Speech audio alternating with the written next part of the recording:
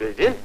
İndi ise dur get ora, kresloda otur ve yaxşı fikirleş.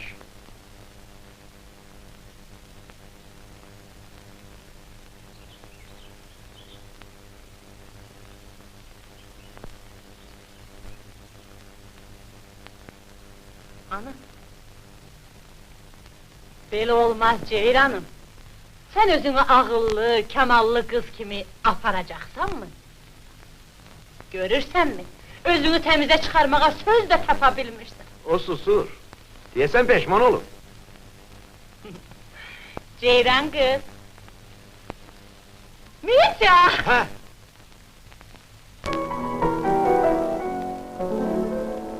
Ömrüm günüm bağlı sənə, şanlı şöhrətli Rusiya.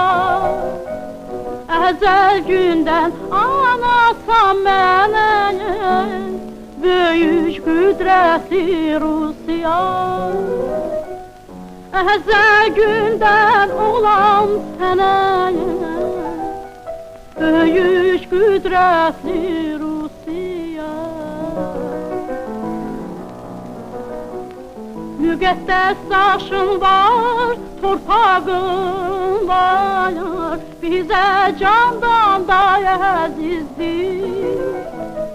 Al rəngli müzəffər bayrağın var, günə vuruşlardan,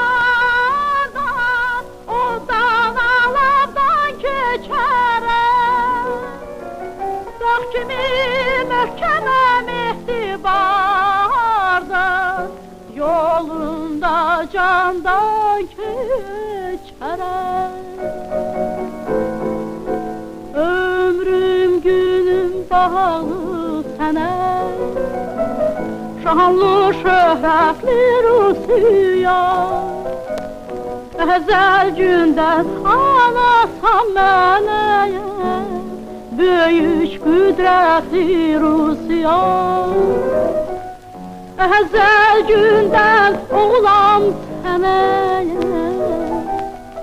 böyük qüdrətli Rusiya.